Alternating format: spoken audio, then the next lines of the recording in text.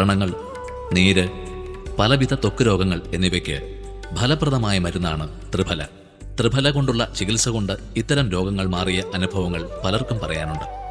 ഭാരതീയമായ ചികിത്സാ സമ്പ്രദായങ്ങളെല്ലാം പേരെടുത്തത് അനുഭവ സാക്ഷ്യം കൊണ്ടാണല്ലോ.